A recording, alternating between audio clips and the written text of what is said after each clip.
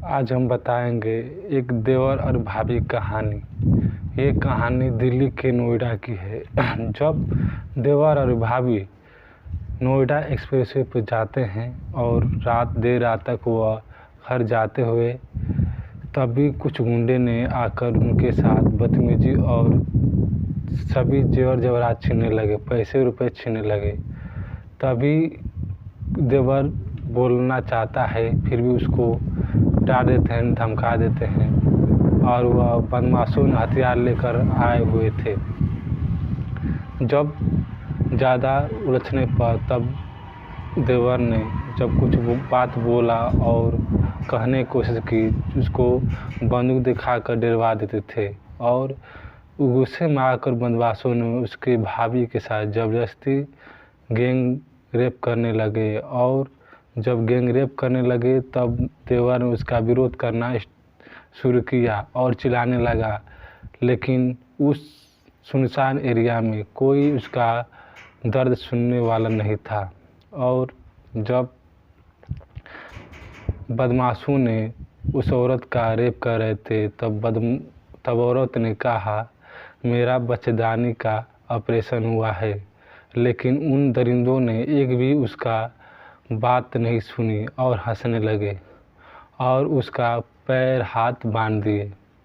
पैर हाथ बांधने के बाद उसके साथ गैंग रेप करना स्टार्ट कर दिए। और जब देवर बोलना शुरू किया तब उसको गोली मार दिए और कुछ ही देर के बाद देवर ने उसके सामने ही उसका भाभी का रेप हुआ देखता रहा और वह तड़प कर मर गया।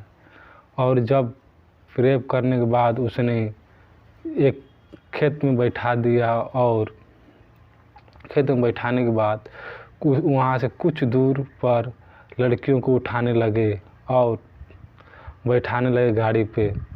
और जब औरत ने कही कि मुझे छोड़ दो, मैं तुम्हारी माँ जैसी हूँ और मुझे छोड़ दो क्योंकि मैं तुम्हारी माँ जैसी हूँ, तुम्हारा भी कोई माँ होगी। लेकिन दरिंदों ने एक भी बात सुनी नहीं और उसके साथ ज़बरदस्ती करने लगे। और कुछ ही देर बाद जब दरिंदों ने उसका रेप किया और उसको जब खेत में बैठा दिया तभी कुछ ही देर बाद लड़कियों को उठाने स्टार्ट कर दी। कितनी भी चिल्लाई उसके देवर ने चिल्लाया, किन्हीं ने उसका दर्द नहीं सुना। और जब पूरे दरिंदे वहाँ से लड़के को उठा के ले गए तब औरत ने कोरोना बहुत ज़्यादा स्टार्ट कर दिया। थाने पे गई और थाने वाले ने उनका रिपोर्ट नहीं लिख रहे थे। नोएडा जो पुलिस स्टेशन है वहाँ अपने देखी, वहाँ पर गई।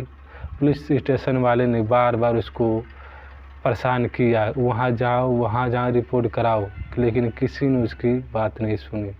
आखिरी अंत में वह और परेशान होकर मीडिया के सामने रोने लगी और कहने लगी, इस नोएडा में हमारा कोई दर्द और कोई भी इज्जत हमारा नहीं दे सकता और नहीं हर सकता, यह सभी मज़े लेने वाले हैं।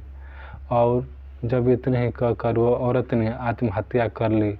और जब बाद में पुलिस पूछताछ करना शुरू किया, अभी तक उस पुलिस ने उस आरोपियों को पता नहीं लगा पाया।